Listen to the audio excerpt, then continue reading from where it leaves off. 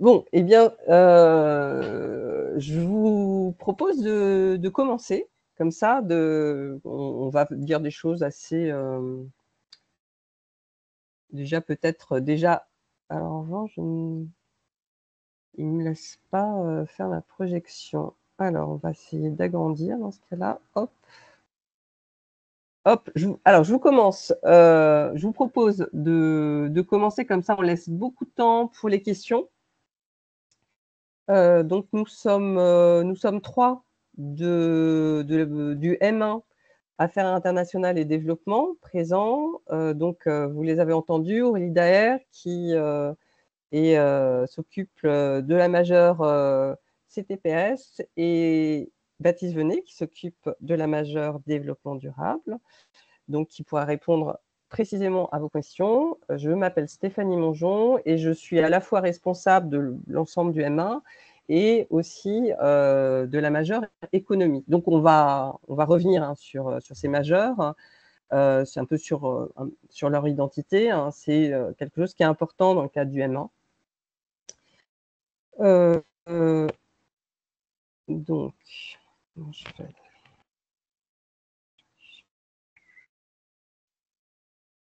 Ah, comme ça? Non. Alors, donc j'ai mon premier slide, mais il est figé. Donc comment je fais? Ah là là. Ah, je vais faire ça. Tu pas, Ben non. regarde en bas, regarde en dessous de tu as 2 petites flèches. Non. En bas à gauche, tu Pour as 2 pouvoir petites tester, flèches. oui. À mon avis, si tu cliques sur Là? voilà, oui, c'est ça, oui, tente, ça va. Ah, Ouais, bah, tente. j'ai déjà tenté, mais non. Ça répond pas? Non, ça serait trop facile. Alors, Ah, on échappe et si on échappe, on fait hop. Ah bah, là, si on est on est arrivé sur la toute sur la dernière. dernière, c'est bien. Bon, j'arrête le partage, je refais le partage, c'est bien, ça va être On va y très arriver, on va y sympa. arriver. On va y arriver. Hem, alors on recommence et puis je vais pas réduire cette fois-ci. Donc si j'autorise, hop. Ah là là, bah non, ça me bloque sur, ah bon, bon, ben je ne sais pas. Ben zut alors. Bon, ceci dit, je peux vous le dire à l'oral, hein. Veux-tu m'envoyer ton PowerPoint et moi j'essaye Et de le on va faire De ça. partager, ouais. Ouais, je vais vous d'accord? l'envoyer tous les 2. Envoie, tu commences, Stéphanie, si tu veux, tu commences quand même la Ouais, je présentation. commence. Oui, oui, oui, Et puis d'ici là, voilà, moi j'aurais téléchargé le truc et je fais le partage. exactement. Alors, pardon, il y a toujours, sinon c'est pas drôle, il y a toujours un petit Mais non, mais problème. oui, il faut qu'il y ait des aventures. Ouais, c'est normal. Hop.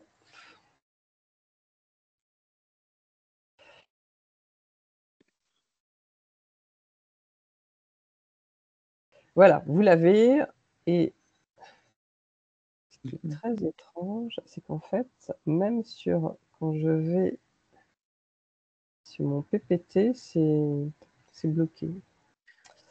C'est ton ordi qui doit bouder. Ouais, ça bug, il y a un truc qui bon, alors moi je vais aller à la voilà. Donc juste quelques mots donc du M1, Affaires internationales du développement, hein, pour un petit peu vous donner, l'identité du master. C'est un master qui est pluridisciplinaire, vous l'avez constaté, qui est ouvert résolument à l'international. C'est un programme, il vous propose un programme d'études original et innovant. On est, une équipe pédagogique, vraiment, avec, des expertises différentes. Il y a des universitaires, aussi beaucoup d'intervenants professionnels. Donc ça, c'est vraiment des atouts, hein, dans le cadre de ce M1. L'objectif, c'est que vous acquériez à la fois des connaissances, transversales et aussi des connaissances très spécialisées. Donc, nous avons, à la fois des cours en commun à différentes majeures, mais vous vous spécialisez, très vite, hein, dès le début, c'est ce qu'on vous demande quand vous candidatez. Vous vous spécialisez dès le M1, donc avec le choix d'une majeure et tout en gardant des liens avec, des cours plus généralistes ou alors des autres majeures, ce qui vous permet vraiment de construire un parcours original, en cohérence avec le projet, notamment professionnel que vous avez. Notre objectif aussi, c'est que vous maîtrisiez des outils de conception, d'analyse.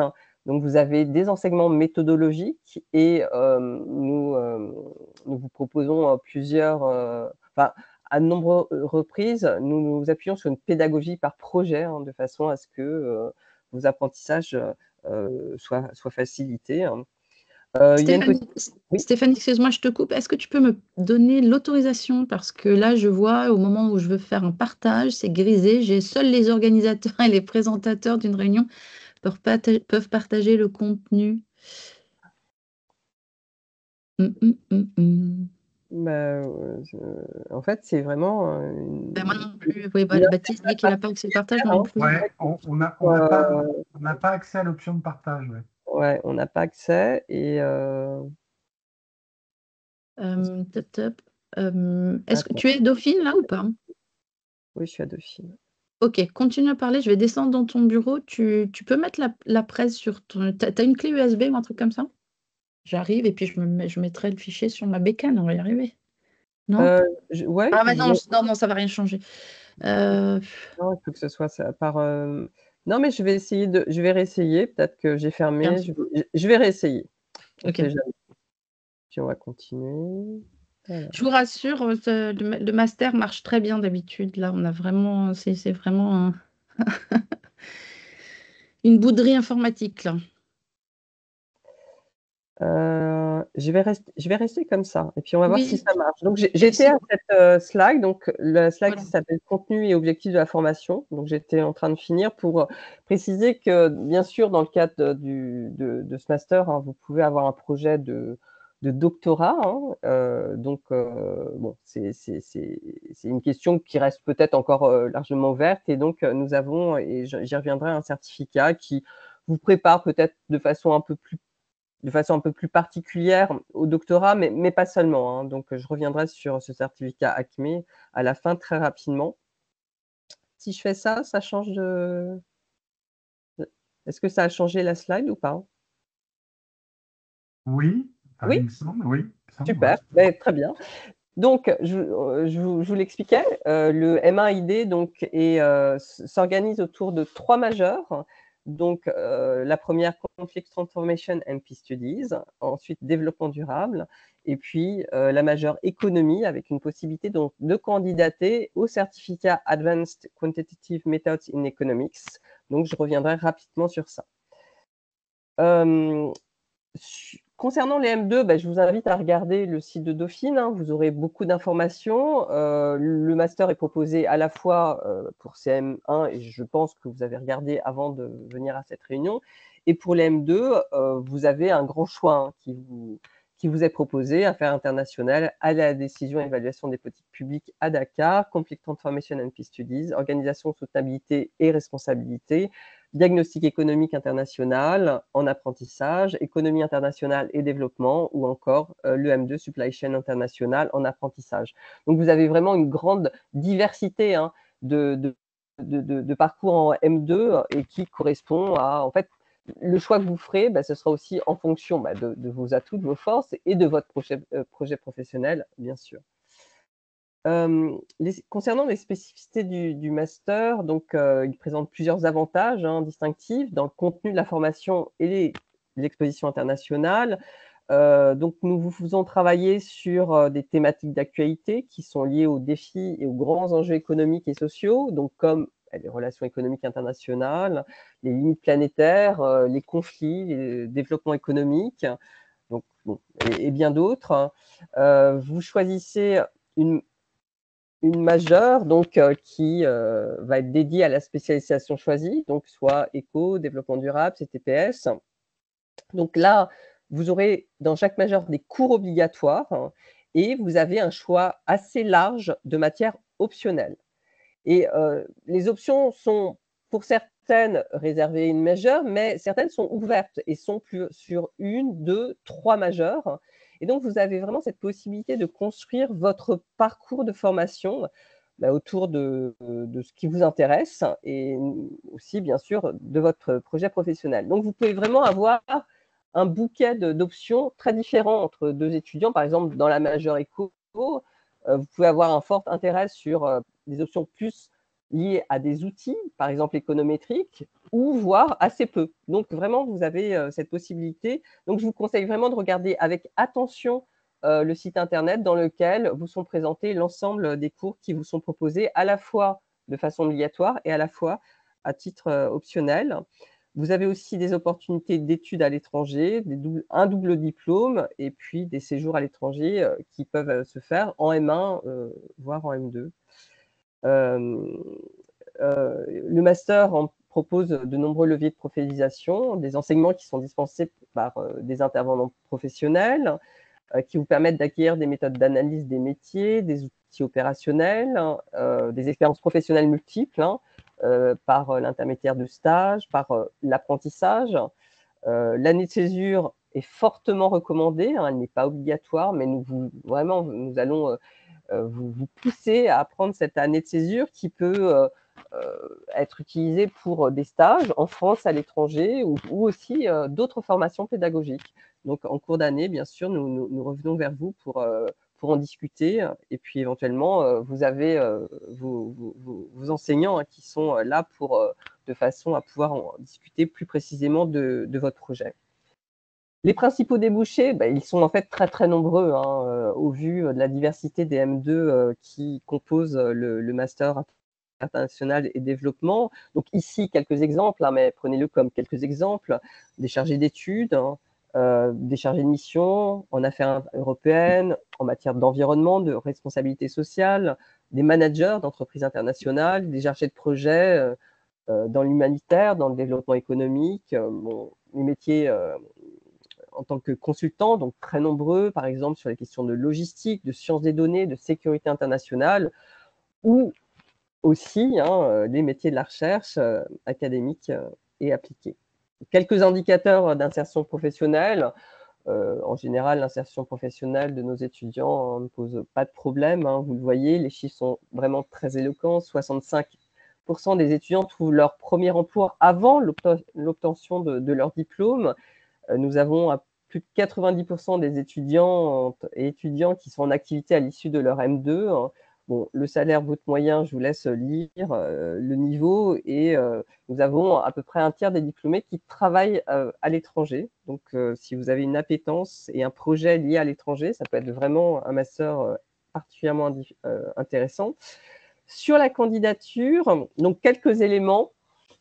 Normalement, vous avez sur le site sur lequel vous allez candidater, vous avez vraiment, tout est détaillé, donc lisez avec attention. Bien sûr, nous allons éventuellement répéter, répondre à vos questions, répéter, mais vous avez vraiment toutes les informations. Il faut juste les lire, c'est des fois un petit peu long, mais soyez juste attentifs et tout se passe bien.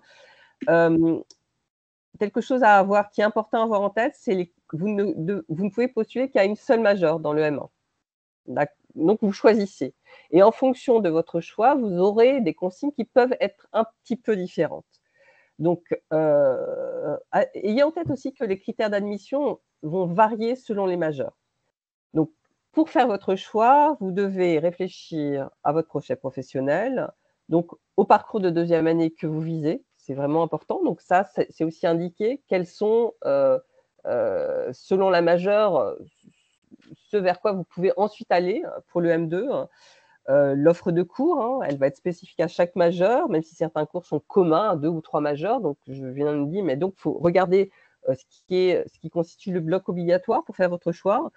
Et puis l'adéquation de votre formation antérieure, donc vos diplômes que vous êtes antérieurs, que vous avez passés, et puis aussi vos résultats en fonction des UE. Donc, bref, réfléchissez à tout ça. Avant de donner la parole à mes collègues pour dire quelques mots sur la majeure CTPS et développement durable, juste un mot très court sur la majeure économie.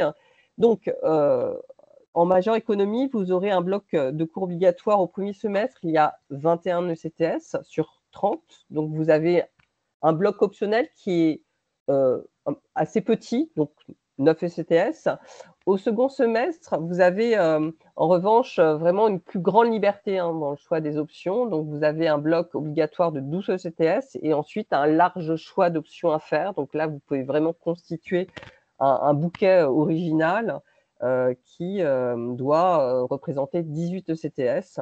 Donc, vous avez un menu important d'options, surtout au deuxième semestre. Je dis un mot rapide sur le certificat. Donc, vous trouverez le certificat, les informations sur ce certificat sur une page différente. Donc, vous devez chercher avec ce nom. Donc, si vous faites le certificat ACME, vous êtes en majeure économie et vous suivez des cours particuliers du certificat. Donc, c'est quelque chose qui va s'ajouter. Et donc, là, vous aurez accès à un nombre un peu moins important en termes d'options et avec un bloc obligatoire qui vont représenter un nombre de CTS plus important. Donc, c'est un certificat qui vous présente, très orienté quantitatif, outil quantitatif. Et donc, vous allez vraiment, l'objectif, c'est de vous offrir, de vous permettre de comprendre, d'apprendre un large menu d'outils méthodologiques, notamment, quantitatifs, notamment économétriques. Donc là, vous faites un énorme tour et vous avez une acquisition extrêmement ensuite pointue d'un grand nombre d'outils. Donc c'est vrai que c'est un certificat. Nous disons que si vous avez un projet de doctorat, c'est un choix particulièrement pertinent, mais pas seulement. Donc vous pouvez vraiment avoir envie d'aller vers ce certificat, alors même que vous n'avez pas de projet doctoral. Notez que vous avez de nombreux cours en anglais. Donc là, on vous demande au moment de la candidature de déposer vos résultats sur un certain nombre de tests. Et les noms, il y a différents tests qui sont possibles. Donc, veillez à avoir un niveau d'anglais suffisant pour pouvoir suivre si vraiment ce certificat vous intéresse. Je m'arrête là, je vais enlever le partage et je vais laisser la parole peut-être à Aurélie ou Baptiste. Non, Aurélie, si tu veux, commence. Ok, alors attends, hop, me voilà. Bonjour à tous, puis bienvenue à Dauphine. Je ne sais pas si vous êtes tous dauphinois ou pas, mais que vous le soyez ou pas, bienvenue à tout le monde. Et bienvenue justement sur cette journée des masters en ligne et dans le cadre de la présentation donc, du master AID. Donc moi je m'appelle Aurélie Daher, je suis enseignante-chercheur en sciences politiques et je suis co-responsable du master AID pour la majeure Peace Studies, Conflict Transformation and Peace Studies. Et je suis en particulier responsable du M1, ça tombe bien. Je donnerais, j'ai envie de dire, peut-être 4 points supplémentaires à tout ce qu'a déjà présenté très efficacement Stéphanie. D'abord, une particularité de la majeure Peace Studies, c'est une majeure professionnalisante, d'accord? Notre partie dans le master n'est pas orientée recherche. Alors, ça ne veut pas dire qu'on n'a pas de temps en temps une ou deux personnes qui, à la fin du M2, choisissent donc de faire une thèse, mais ce n'est pas notre vocation première. Nous, on forme des gens qui vont vraiment aller mettre les mains dans le cambouis, des opérationnels. Donc, on est très professionnalisant. On s'appuie dans nos cours à la fois sur la recherche, mais aussi sur des intervenants qui, justement, sont en poste dans toute une série de professions qui constituent, si vous voulez, la galaxie des débouchés du master. Et justement, concernant donc, les débouchés du master, ils sont extrêmement variés. Piste 10, c'est un concept qui couvre beaucoup de choses, depuis l'humanitaire. On a beaucoup d'étudiants qui effectivement s'orientent vers cette voie, mais on a aussi des personnes qui travaillent dans l'institutionnel, on a des personnes qui travaillent par exemple pour le ministère de la Défense dans toutes ses composantes, on a des personnes aux affaires étrangères, on a des personnes dans les think tanks, on a des personnes aussi dans l'associatif, on a des personnes qui travaillent en France ou à l'étranger, c'est extrêmement vaste. D'accord? Donc, ce n'est pas un master, je vais dire, alors c'est ni un master relations internationales, si c'est ça qui vous intéresse, ce n'est pas tout à fait notre cœur de métier. On en parle, bien sûr, on a un gros module sociologie de la violence armée, de la violence collective, mais les relations internationales, c'est pas le cœur de métier. Et puis, ce n'est pas non plus uniquement un master humanitaire, hein, je le répète, on est extrêmement varié dans les débouchés. La manière dont on articule le M1 avec le M2, donc tout à l'heure, Stéphanie a mentionné la césure. Effectivement, nous, on est très, très, très, très, très friands de césure chez Piste 10 pour une raison qui est très simple, bah, c'est que justement, quand on est un master professionnalisant, on voit mal comment on va vous mettre sur le marché du travail alors que vous n'avez fait que prendre des cours ou suivre des séminaires, voilà, en espace clos. On veut que vous ayez justement un peu tester vos appétences. Donc, la césure, c'est le moment de le faire. Donc, en général, quand on vient en piste 10, on est là pour 3 ans. La manière dont on articule les choses, c'est qu'en M1, on vous fait goûter à un petit peu de tout. Parce qu'effectivement, vous arrivez avec un projet professionnel, et ça, c'est un prérequis, hein. Il faut que vous sachiez un petit peu ce que vous voulez faire et que vous nous expliquez ça dans vos candidatures. Mais pour autant, parfois, en fait, on se rend compte que vous avez une certaine idée de certains métiers qui, en fait, une fois que vous êtes sur le terrain, bah, en fait, ça ne colle pas. C'est pas du tout ce que vous vouliez faire, ou vous vous dites, bah, finalement, j'ai changé la vie, ou finalement, j'ai peut-être pas la fibre pour ça. Donc, la césure, si vous voulez, on vous fait goûter un peu de tout en M1, un peu voilà, ça va être très, très transdisciplinaire. Et puis, donc, là arrive la césure où vous allez vous engager dans des stages, mais dans une logique exploratoire. Vous allez vous assurer que ce qui vous intéresse bien, et vous allez vous assurer que ce qui ne vous intéresse pas, éventuellement, ben non, il n'y aura pas de regret. De manière à ce que vous arriviez en M2, où là, en M2, vous allez avoir beaucoup moins de cours obligatoires et beaucoup plus d'options. Notamment, on a un gros catalogue d'options au niveau PSL, de manière à vous permettre de vous spécialiser dès l'entrée en M2 dans justement ce métier que vous avez testé, pour lequel vous êtes sûr d'être fait. Et là, enfin, donc fin de M2, deuxième partie de M2, la majorité des étudiants prennent l'option stage. Il y a l'option mémoire, mais là encore, ce sont pour des personnes en général qui sont déjà aguerries sur le plan professionnel. Les autres donc font enfin un dernier stage. Et cette fois-ci, là, c'est le stage de spécialisation. Et vous arrivez donc après 3 ans, vous avez les reins solides à la fois sur le plan théorique et sur le plan pratique. Un point, c'est que peut-être des 3 majeurs d'AID, nous sommes probablement la majeure qui a le plus de cours en anglais. C'est vraiment quelque chose auquel, c'est une chose à laquelle on tient. Donc, si vous n'êtes, alors, on ne demande pas d'être bilingue impeccablement en anglais et d'avoir un accent new-yorkais, hein. Mais grosso modo, encore une fois, comme disait tout à l'heure Stéphanie, il faut être assez à l'aise pour suivre un cours en anglais qui est éventuellement donné par des personnes qui sont originaires de pays, voilà, enfin, qui sont parfaitement anglophones. Et il faut pouvoir rédiger des papiers, rédiger voilà, des travaux sur table en anglais. Donc ça, c'est un point important. Dernier petit point, et après je me tais.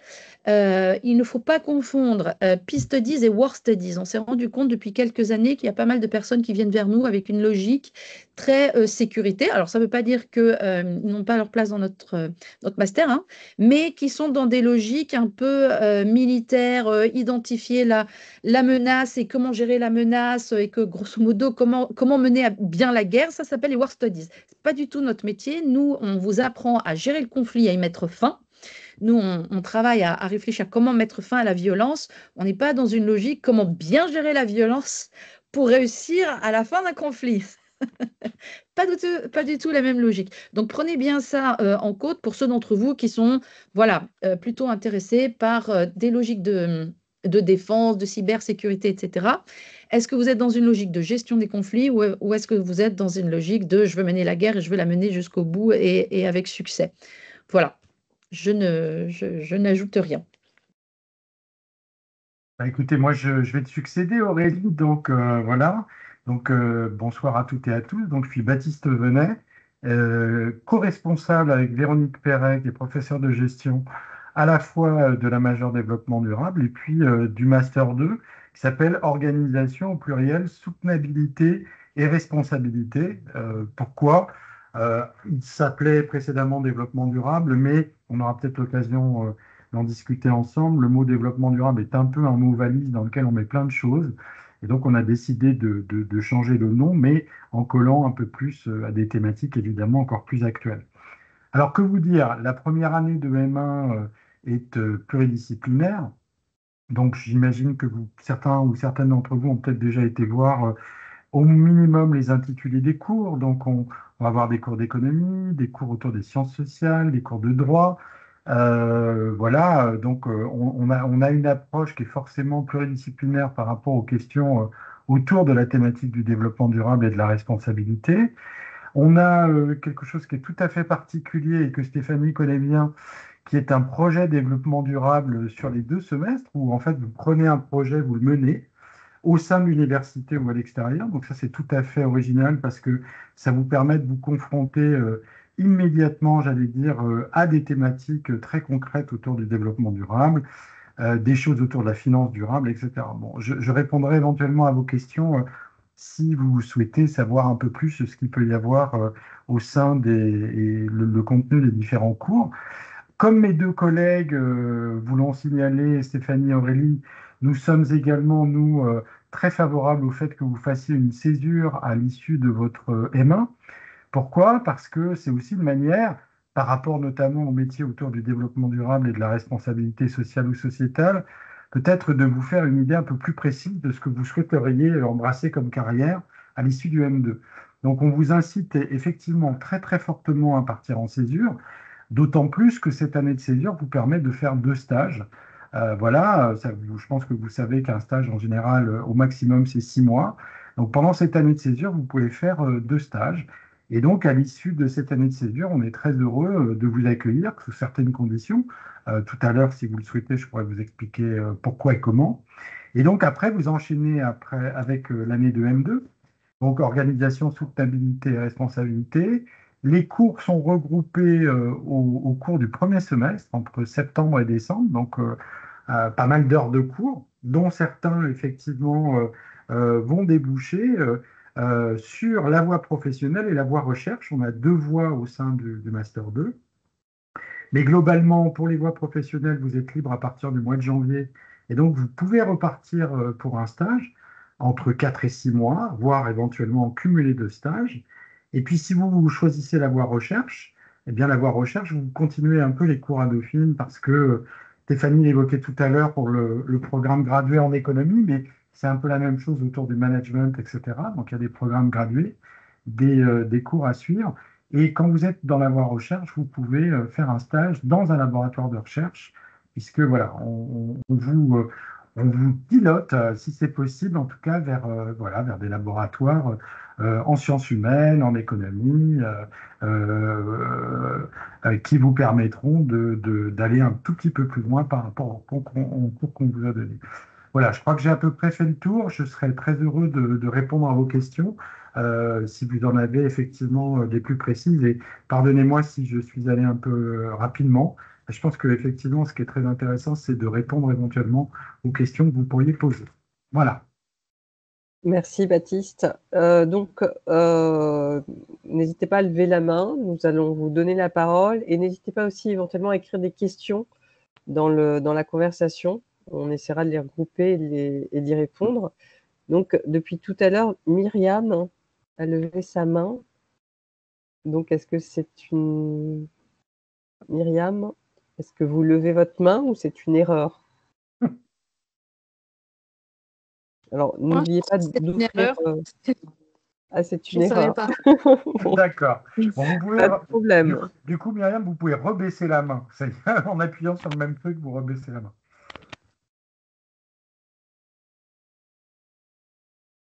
Ah, Myriam, vous êtes là 2 fois. Ah non. Alors, Benoît Laflechelle. Oui, bonsoir. Bonsoir. J'aurais aimé savoir, bonsoir à tous, comment remplir la section moyenne de licence sur My Candidature en venant d'une formation licence qui est aux Pays-Bas, avec un système de notation qui diffère celui de la France, puisque les notations sont faites sur 10 plutôt que sur 20. Alors ça, c'est une excellente question. Vous essayez de remplir au mieux, vous convertissez. De toute façon, il faudra que vous donniez l'original de votre bulletin de notes, hein, ou en Bien tout sûr. cas des notes qui sont à votre disposition. Donc effectivement, quand on candidate de l'étranger, évidemment, les critères de notation ne sont pas forcément les mêmes, on est bien d'accord. Donc vous essayez le plus possible d'expliquer ça, notamment dans votre lettre de motivation.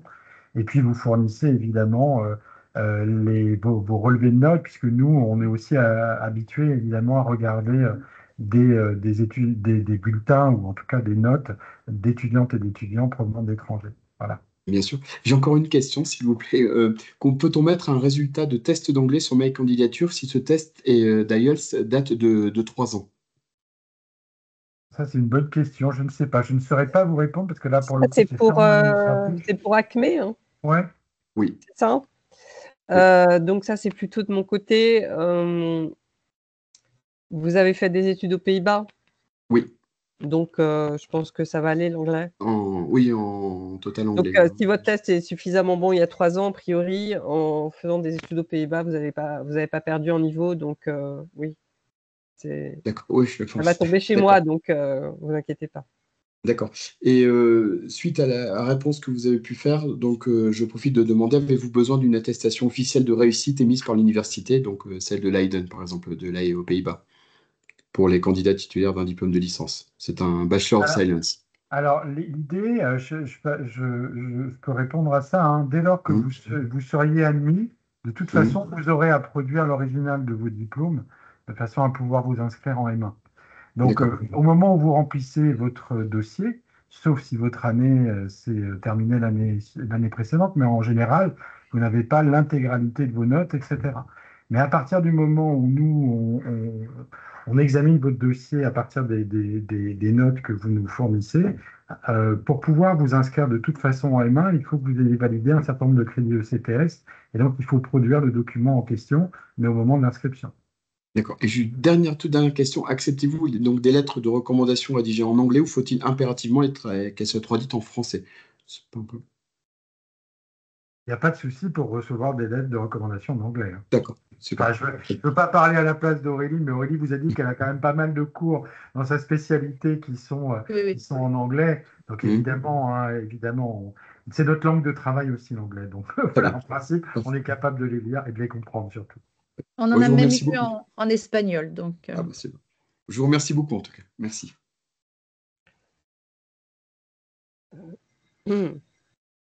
Céleste, Oui, bonsoir, merci si vous pour avez votre plusieurs présentation. questions, regroupez-les s'il vous plaît. Comment? Si vous avez plusieurs questions, vous pouvez nous les donner toutes à la suite et puis on essaiera d'y répondre rapidement. Oui. Alors, je voulais savoir, premièrement, quelle proportion des cours dans la majeure économie était en anglais, s'il y en avait. Vous avez une autre question ou pas? Oui, et ensuite, quel Master 1 donnait accès à quel Master 2? Parce que j'imagine qu'en fonction de ce qu'on choisit dans la première année, on ne peut pas avoir accès à tous les masters de deuxième année. Donc, en anglais, il y en a assez peu. Il y en a très très peu des cours dans le bloc obligatoire. Je ne les ai pas en tête, mais je me demande s'il y en a même un, sauf éventuellement pour un cours de pré-rentrée si vous n'avez pas fait d'économétrie. Ce sera plutôt au niveau des options. Je parle bien de la majeure éco, hein. Je ne parle pas de si vous ajoutez le certificat ACME. Pour l'éco, bah, vous pouvez ensuite aller à l'ensemble des M2, peut-être pas chez Ose, enfin Baptiste pourra le dire, mais je ne suis pas complètement sûre. Donc, et CTPS, je vais laisser mes collègues répondre. Mais en tout cas, hors CTPS et Ose, en M2, vous avez accès à tous les autres M2 à partir de la majeure éco. Alors, moi, Merci. oui, juste pour répondre, la majeure développement durable, en fait, Stéphanie vous disait tout à l'heure, on ne recrute pas tout à fait sur le même type de critères. Donc, on a à la fois des économistes dans la majeure développement durable, on a des gens qui ont fait des sciences sociales, on a des gens qui ont fait de la gestion. C'était une des questions qui était posée. Est-ce qu'on peut intégrer, évidemment, après avoir fait la L3 NGO, sauf que là, c'était pour l'éco, mais bref, je donne cette information-là. Et donc, effectivement, si par exemple, typiquement, vous n'avez pas fait une L3 économie, c'est un peu compliqué d'intégrer un M2 absolument dédié à l'économie. Mais on a, par exemple, des étudiants qui sortent de développement durable, enfin en l'occurrence du master 1, de la majeure développement durable, et qui vont intégrer des masters d'éco à Dauphine. Alors pas ACME, parce que c'est, enfin pas quantitative economics, parce que c'est un peu particulier, mais on a aussi des candidats qui sont pris, ouais. Mais ça dépend aussi de ce que vous avez fait auparavant. Merci beaucoup. Alors, on essaye de tout faire en même temps, donc c'est pas évident. Mm. Samia, on répond en même temps dans Ouais. la conversation aux Ouais. questions, donc regardez aussi, jetez un Oui, coup d'œil. oui, je suis en Oui, train de... et on essaye de tout faire en même temps. Donc Samia, vos Oui, questions, bonjour. si vous en avez plusieurs, Oui. posez-les en même temps. Bonjour. Non, j'en ai une. Merci déjà pour votre intervention. Et j'ai une question un peu dans le même sens que la question précédente. Je suis étudiante au Canada et en fait, sur le site, on demande de soumettre les relevés année par année, donc L1, L2, L3. Sauf que pour ma part, j'ai un seul PDF qui regroupe tous mes relevés. Donc, je me posais la question, est-ce que je suis censée soumettre le même document 3 fois ou puisque les 3 documents sont requis? Enfin, je ne sais pas, sur la question pratique, est-ce que ça vous va ou pas? Si l'application bloque, faites-le 3. Enfin, de toute façon, on comprendra. On ouvrira, on comprendra. Ok, Donc, oui, faites ok, le même très bien. document. On verra bien que c'est exactement la même chose. Mais l'information que nous souhaitons, on l'aura de toute façon. Donc, on sera content. Oui, ça c'est Ok, déjà très vu, bien, hein, merci vous ne beaucoup. serez pas la première. Oui, oui, oui, bien sûr. Ok, super, merci beaucoup. Euh, Merci. Karl, il y a peut-être un ordre qui nous est donné. Karl, à vous. Allô, est-ce que vous m'entendez? Très bien. Oui, oui. Ah, merci beaucoup. Bonsoir. Je suis très intéressé par le master en alternance. Donc, en la deuxième année d'alternance, c'était pour savoir quels étaient les critères de sélection pour l'alternance, s'il vous plaît. Alors, je pense que c'est pour diagnostic, ça, c'est ça, hein, Oui, c'est Stéphanie? ça, diagnostic Ouais. international. Alors, c'est difficile de vous expliquer parce que Aurélie, Stéphanie, comme moi-même, même si on est en charge de M2, en fait, ça, c'est un autre master qui fait partie de la mention. Donc, je ne sais pas sur quels critères ils choisissent, probablement, évidemment, sur votre projet professionnel, voilà, c'est compliqué de vous répondre et donc je ne vais pas prendre ce risque parce que j'ai peur de vous dire une bêtise, mais il y a pas mal de places dispo en alternance, hein, par ailleurs, parce que c'est un master où il y a pas mal d'étudiants. Donc, vous dire quels sont les critères objectifs qui permettent de savoir si vous serez pris en alternance ou pas, par contre, je ne prendrai pas ce risque. M'en veuillez pas, mais je ne veux Oui. pas vous donner une mauvaise information. Et là, je vois aussi des questions qui sont liées au M2, aux sélections. Vous avez normalement aussi, inscrivez-vous aux réunions qui seront liées, enfin, qui portent sur le M2. Comme ça, Ouais. vous aurez ce dialogue avec les responsables qui sont aux manettes pour faire la sélection. Donc, on ne va pas répondre aux questions M2. Vous regardez le programme de la semaine et puis, si il y a un M2 qui vous intéresse, vous vous inscrivez et vous posez la question directement au responsable. C'est parce que nous, on ne va pas pouvoir vous répondre sur ça. Voilà. Donc, on sait qu'on marche main dans la main M1, M2, mais si vous avez vraiment un M2 très particulier en tête, allez assister comme maintenant quoi, pour les M2. Et il se trouve qu'on n'a pas du tout mis au même moment les M1 et les M2. Hein. C'est fait exprès, bien sûr. Donc, il faut vous inscrire au M2. Donc, on ne va pas répondre aux questions sur les M2. Alors, j'ai qu'un nom, Bro, j'ai pas de prénom, donc vous levez la main. La parole est à vous.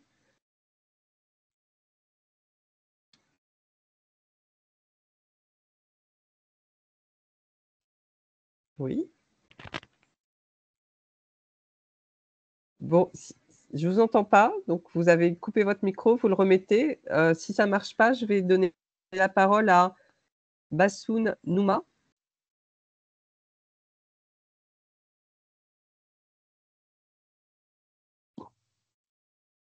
Bonjour, vous m'entendez? Oui, on vous entend. Oui, bonjour. Je suis très intéressé dans la majeure économie du master et j'avais notamment une question sur la valorisation des expériences professionnelles par rapport aux moyennes, donc le parcours académique. En termes de poids, est-ce que c'est égal ou est-ce qu'il y a un accent sur l'un ou l'autre? Alors, il n'y a pas de règle fixe. On va dire que votre dossier s'apprécie, enfin l'ensemble de votre dossier va être apprécié. Maintenant, bien sûr, les notes sont vraiment importantes parce que ça nous indique aussi votre capacité à suivre. Hein, c'est quand même un très gros signal. Après, c'est un master et une majeure qui est beaucoup demandé. Hein. Donc, ensuite, pour pouvoir classer les étudiants les uns après les autres, en fait, les notes vont nous permettre nous assurer que vous êtes vraiment, l'année va bien se passer si vous travaillez sérieusement. Et ensuite, le nombre de places est limité, donc on vous classe. Donc là, je dirais que les notes, mais aussi les expériences, bien sûr, participent à ce classement. Donc, si vous avez D'accord, très des bien. très mauvaises notes dans certaines matières, ça ne suffira pas l'expérience, mais si vos notes elles sont correctes, ça permet effectivement de gagner des places.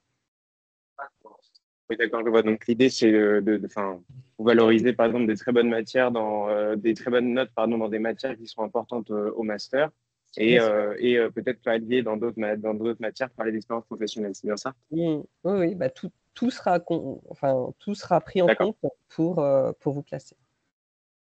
Ok, très bien. Et si je peux vous poser une dernière question, comme j'ai pas encore toutes mes notes là du premier semestre, comment je peux faire pour les inscrire? Est-ce que Alors, c'est pénalisant? non, vous pouvez faire une déclaration sur l'honneur. Vous avez le droit de faire une déclaration sur l'honneur qui sera évidemment vérifiée. Donc, je pense que je vous apprends rien. Une déclaration sur l'honneur, ça a une valeur juridique, hein. Donc, vous pouvez faire une déclaration juridique en indiquant toutes les notes en votre possession, à votre connaissance. Et après, évidemment, si vous étiez admis, il faudra produire le bulletin de notes. Mais évidemment, compte tenu de la période à laquelle nous recrutons, il est évidemment tout à fait commun de ne pas avoir l'intégralité des notes, y compris du premier semestre. Mais faites une déclaration sur l'honneur. D'accord, très bien. Merci beaucoup.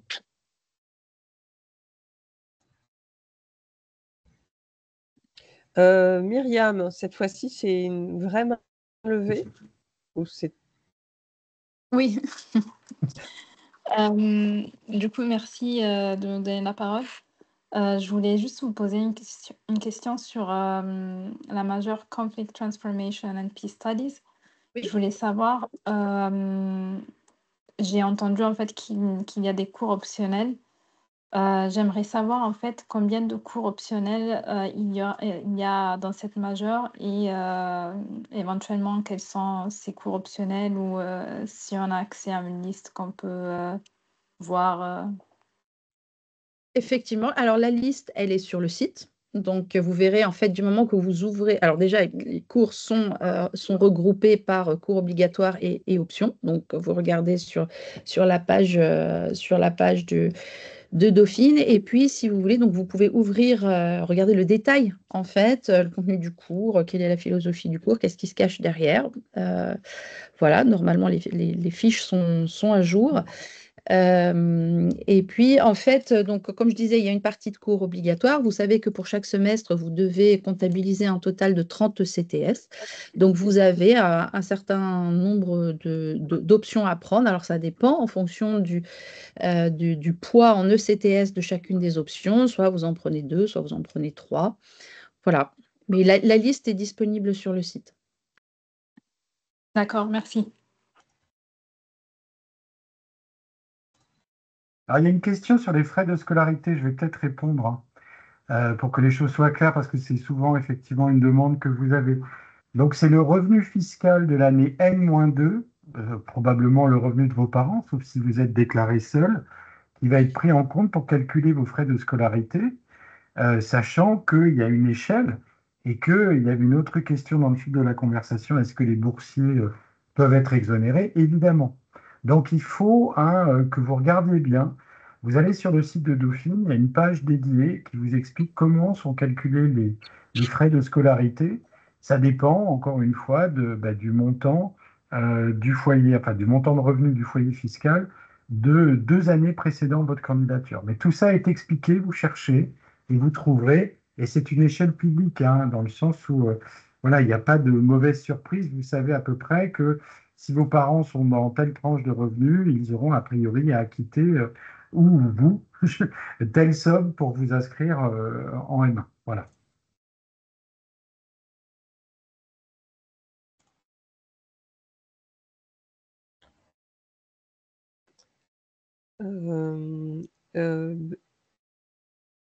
Tesnim, Bentar.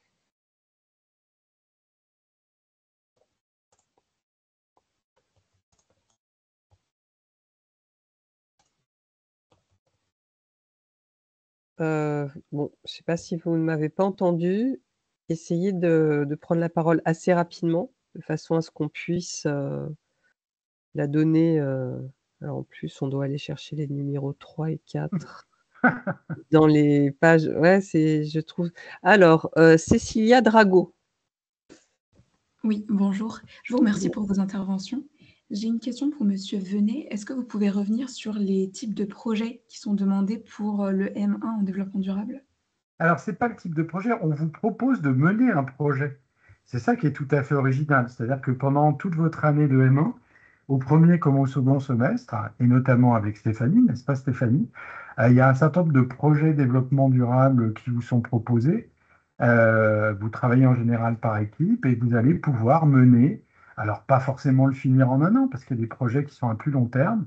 Vous pourrez même transmettre ça aux personnes qui suivront. Vous allez mener un projet développement durable qui se fait, mais Stéphanie pourrait vous en parler bien mieux que moi, hein, qui peut se faire y compris au sein de l'université.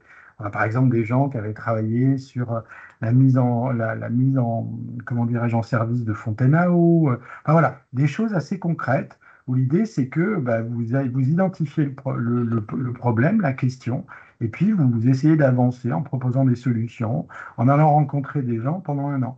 Et ça, c'est aussi une manière de faire du développement durable très très concrètement au-delà des cours qu'on peut vous faire. Voilà. D'accord, merci beaucoup.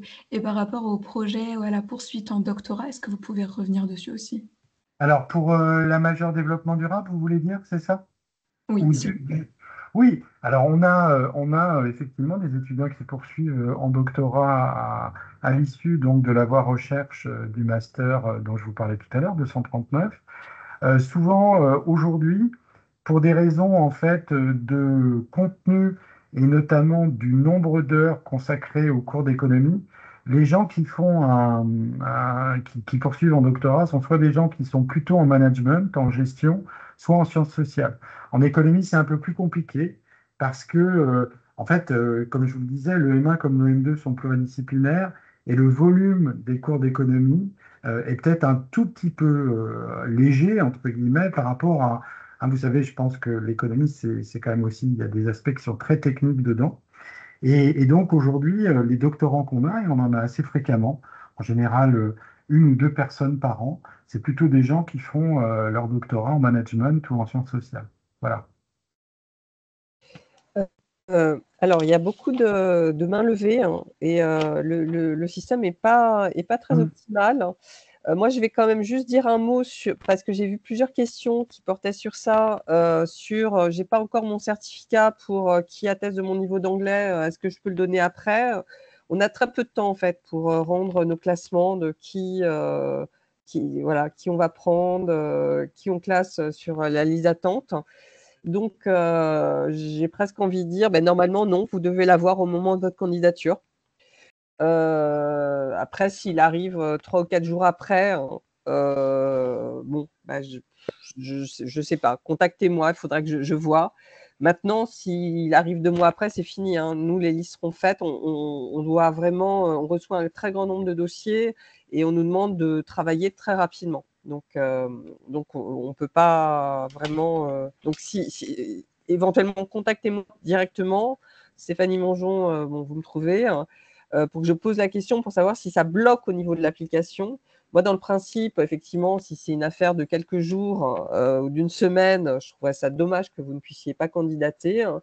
Maintenant, si vous n'êtes pas pris un peu en temps et en heure, ce ne sera pas possible. J'ai aussi des questions sur, j'ai fait la liste avant, est-ce que je peux candidater? S'agissant de l'éco, où j'ai fait de la gestion, est-ce que je peux candidater? S'agissant de la majeure éco, oui, vous pouvez. Ça, il n'y a pas de, c'est pas rédhibitoire. Maintenant, bien sûr, on regardera certaines matières que vous avez peut-être eues en L2, L1, et on regardera vos notes. Et donc, je dirais, et puis en troisième année même, on regardera votre niveau. Donc, vous devez être d'autant, votre niveau, on sera d'autant plus attentif à vos notes que vous venez d'une licence qui ne vous prépare pas forcément parfaitement à la suite, à la suite que vous pouvez trouver dans le cadre du M1 AID. Voilà. Je ne sais pas si vous voulez compléter, Aurélie et Baptiste, sinon je vais prendre.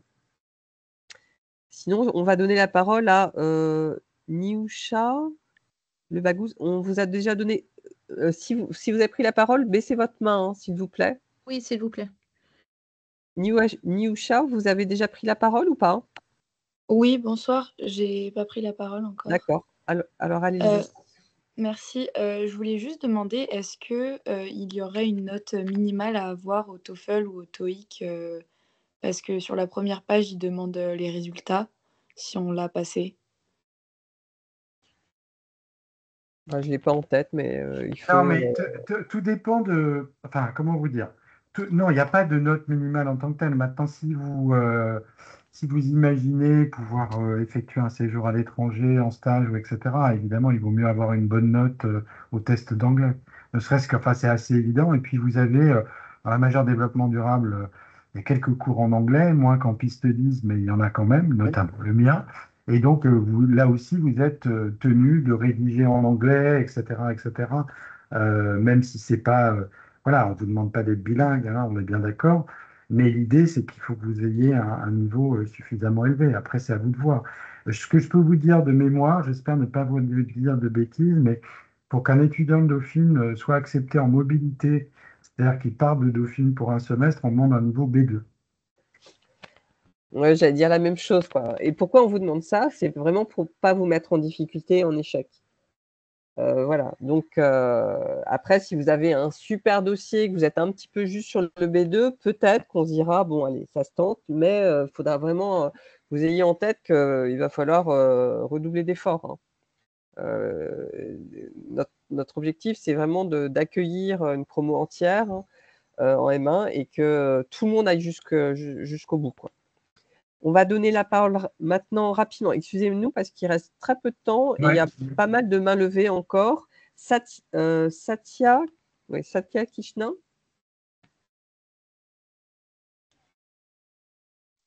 Oui, bonsoir, vous m'entendez? Oui. Oui, bonsoir. Alors, j'ai deux questions. L'une concernant le classement des vœux. De ce que j'ai compris, il y a un système de hiérarchisation des vœux. Et est-ce que c'est rédhibitoire, par exemple, de mettre le vœu du master en deuxième position, par exemple? Et aussi, j'ai une question concernant, du coup, aux notes. Alors, il faut bien mettre les notes sur lors de la candidature, mais dans mon cas, j'ai été en classe préparatoire pendant 2 ans avant d'intégrer Dauphine en troisième année. Et du coup, quelles sont les notes que je dois mettre? Mes notes au concours, mes notes de bulletin, ou sinon le certificat qu'on nous donne à la fin de l'année avec, entre guillemets, une sorte de revalorisation des notes, parce qu'on peut avoir, par exemple, 12 en prépa et avoir quand même la note A, parce que c'est un système de A, B, C, D. Non, mais je sais bien. Alors, je réponds à votre question. Ce certificat, en fait, il n'est absolument pas éclairant. Très honnêtement, je le connais par cœur et donc il n'y a aucune information dessus, à part que vous avez validé des crédits ECTS et bon voilà. Non, alors je ne sais pas, c'est pas moi qui remplirai le dossier à votre place, mais vous avez intérêt à donner le maximum d'informations à votre disposition. Donc si vous avez vos bulletins et dans la mesure où vous pouvez les rentrer sur My Candidature, il vaut mieux les mettre, évidemment. D'accord, ça sert à quelque chose que je mette aussi mes notes de concours ou pas du tout? Pas forcément, mais ça vous pouvez. Enfin, je ne vais pas rédiger la lettre la lettre de motivation à votre place. Si vous avez été admissible à un concours, oui, ça peut être intéressant que le jury soit au courant. D'accord. Alors, il reste. Très bien. Merci. On va faire vraiment rapidement maintenant. Léa Messonnier. Oui, bonjour. Bonjour. Oui. Je voulais juste savoir si pour les lettres de recommandation, vous acceptiez les lettres qui avaient été écrites par des professeurs quand on était en mobilité. Oui. Oui, bien sûr. Alors après, encore une fois, quand vous êtes en mobilité, c'est difficile de se faire une idée parce qu'on n'a pas forcément une vision très nette de la difficulté à laquelle vous étiez confronté en mobilité dans un cours particulier. Mais de toute façon, évidemment, bien sûr, vous pouvez la joindre. Hugo, j'ai sauté votre tour, désolé. Hugo Giton. Oui, bonsoir. Merci pour vos interventions déjà. J'avais une question, il me semble avoir vu sur votre site qu'il y avait une seconde phase avec des euros après l'admissibilité et je voulais savoir si vous prévoyez des modalités pour les personnes qui sont en semestre à l'étranger et donc qui ont un décalage important en termes d'horaire. Voilà. Alors, ce que je peux vous dire, et Aurélie, pardon, je te coupe la parole, pour la majeure développement durable, il n'y a pas d'oral. Il n'y a pas d'oral d'admissibilité. Ni pour l'éco. C'est pour nous. C'est pour ça que j'ai levé la main. J'ai dit, celle-là, elle est pour nous. Donc, effectivement, il y a un oral pour entrer en M1, aussi en M2, mais il y en a un en M1 pour Peace Studies. Ce sera un entretien où vous serez en groupe, a priori 3 personnes. Et c'est idéalement, on le fait en ligne, donc vous n'avez pas à vous inquiéter. Nous avons plusieurs étudiants, plusieurs candidats régulièrement qui sont sur des zones, des fuseaux horaires différents. Ne nous inquiétez pas, on s'organise. Maë Larzul. Bonsoir. J'avais une question concernant la majeure développement durable. J'ai vu sur votre site internet que c'est possible de partir à l'étranger en M1 sous le cadre que l'université d'accueil offre des cours équivalents. Est-ce qu'il y a des partenariats en place avec d'autres universités ou c'est vraiment à nous de faire les démarches? Alors, c'est super compliqué. Alors, je vais répondre en 2 temps. D'abord, si vous rentrez à Dauphine, si vous n'êtes pas étudiant à Dauphine, a priori, on ne peut pas partir quand on est primo-entrant. C'est-à-dire que si vous étiez à l'extérieur de Dauphine en L3, si vous rentrez en M1 à Dauphine, vous ne pouvez pas partir. C'est réservé en fait à des étudiants qui sont là depuis plus longtemps. Donc ça, c'est un premier type de réponse. Le deuxième type de réponse, c'est qu'effectivement, on valide des contrats pédagogiques avec vous si vous êtes éligible à un départ. Maintenant, je ne vous cache pas que c'est quelquefois un peu compliqué de trouver les cours qui sont l'équivalent de ce qu'on vous fournit ici, sachant qu'on est vraiment une maquette un peu particulière, très pluridisciplinaire. Et bien après, en fonction effectivement de l'endroit où vous imaginez partir, parce qu'il y a une espèce de... Voilà, on a des partenariats avec plus de 180 partenaires dans tout Dauphine par rapport à la mobilité. En fonction du partenaire qui vous sera proposé, il y a un travail d'orfèvre pour savoir quelles sont les matières que vous pourriez suivre là-bas. Voilà. Merci beaucoup. J'ai au moins 10 étudiants qui ont levé la main, donc on va essayer de faire des réponses hyper courtes et des questions hyper courtes. Paul Langer. Oui, bonjour, merci pour votre intervention. J'ai une question concernant le niveau de la langue française. Moi, je suis de la nationalité allemande, mais j'ai fait une licence franco-allemande qui était à moitié en France et j'ai fait un semestre d'échange à Québecville, mais j'ai pas fait du DELF ou du TFI. Donc, est-ce qu'il faut fournir un tel certificat ou ça suffit d'avoir fait une licence franco-allemande? Normalement, sur une licence, alors je ne veux pas répondre, hein, je peux pas, c'est difficile de vous répondre comme ça. Il faut que vous examiniez bien le dossier. Je ne sais pas, je ne peux pas répondre parce qu'il peut y avoir des contraintes administratives. A priori, vous parlez très bien français, une licence franco-allemande, a priori, ça devrait être suffisant, mais assurez-vous en regardant le dossier que ce n'est pas obligatoire. D'accord, merci. Lango Thiona.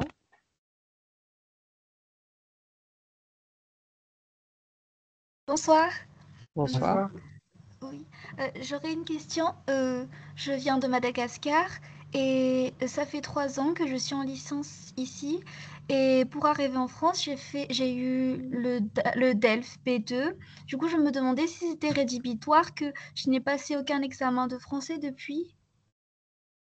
A priori, non. Encore une fois, regardez bien, examinez bien le dossier. Si vous l'avez eu il y a de toute façon un certain nombre d'années, je pense que ça doit probablement être suffisant. Mais encore une fois, lisez bien le dossier parce que ça, c'est des contraintes qui sont administratives, qui ne relèvent pas de nous. Hein. D'accord. Merci. Et Maricou. Donc j'avais une question pour Monsieur Venet. Pour la majeure Peace Study, du coup, y a-t-il également le système de projet que vous avez abordé pour la majeure développement durable? Alors, c'est pour Aurélie la question, c'est pas pour moi. Non, mais vous avez cité les 2 majeurs, développement durable et Peace Studies. C'est laquelle Est-ce que pour la majeure Peace Studies, il y a le même, il y a le même principe de projet que pour la majeure développement durable? Non, chez Peace Studies, on n'a pas ce genre de choses. Enfin, on a aussi, hein, on a pas mal de cours où il faudra, là, cette fois-ci, que vous fassiez des projets. C'est en l'occurrence, ça va être même, soit c'est l'esprit du cours, soit ce sera le mode la modalité d'évaluation. Mais ce qu'a décrit Baptiste dans le cas de développement durable est propre à développement durable. D'accord, merci beaucoup. On va peut-être prendre une dernière question, du coup, parce qu'il est l'heure. Oui. Oui, mais il y a encore pas mal de questions. Ouais, ouais. Romy Cohen?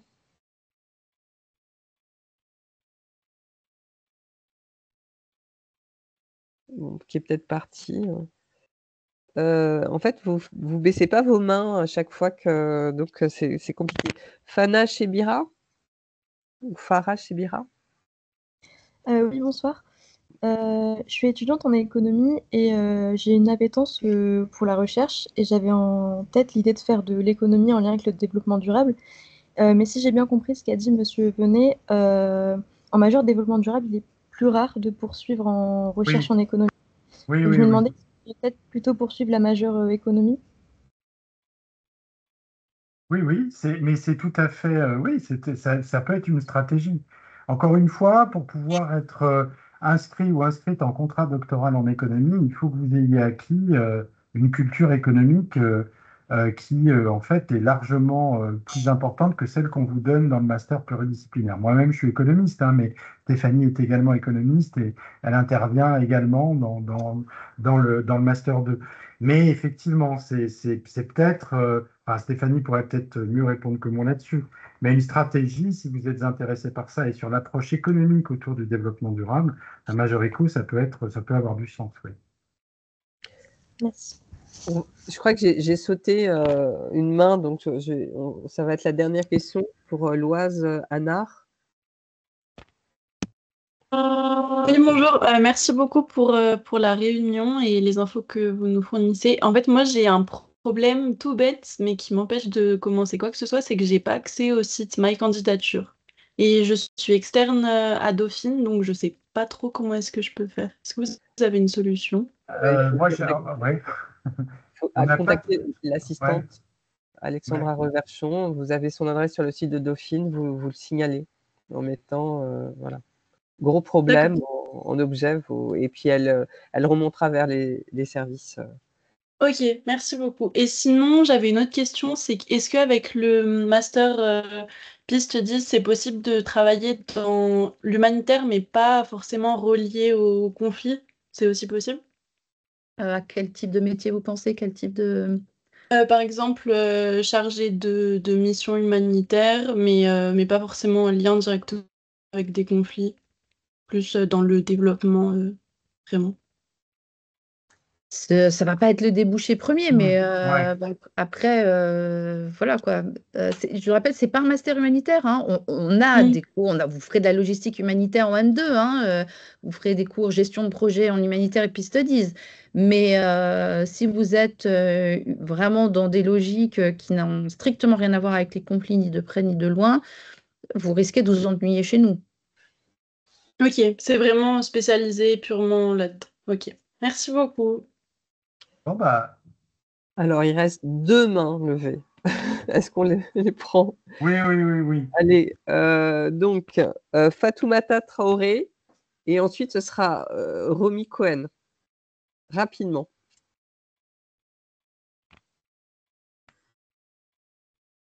Fatoumata. Bonsoir. Merci beaucoup pour cette réunion. Je voudrais savoir si vous acceptez le Duolingo English Test pour prouver qu'on est à un niveau assez... Je pense que pour répondre rapidement à votre question, vous devez avoir une liste de tests qui sont éligibles dans votre dossier de candidature vérifié. C'est difficile de vous répondre comme ça. Ok, ça marche. Et j'ai une dernière question. Est-ce que vous pensez que je pourrais, vu que je souhaite faire le métier de médiatrice internationale, si la licence elle sera adaptée pour pouvoir exercer cette fonction-là ou pas du tout? En piste 10, oui. Pour mes collègues, je ne sais pas, de voir. Si En vous piste faites de la 10, médiation. probablement, ouais. Pour piste 10, oui, c'est bien ça. Oui, oui. D'accord, merci beaucoup. Bonne soirée. Bonne soirée. Romy, est-ce que vous êtes toujours là?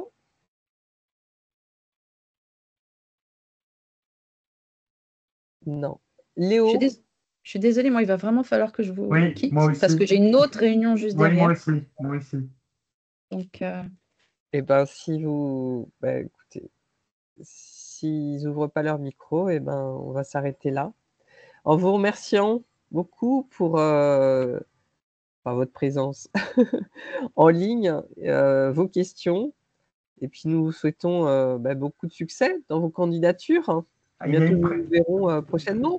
et il y a une présentation des Master 2 tout le Oui, restant de la semaine, mardi, mercredi, etc. Donc, si vous voulez avoir des informations, comme vous l'a dit Stéphanie Mongeon, sur les Master 2, n'hésitez pas à vous connecter sur les webinaires pour les Master 2. Voilà. oui. Puis ça vous permettra de mieux aussi cerner même le M1, c'est-à-dire toute la philosophie en fait de la mention.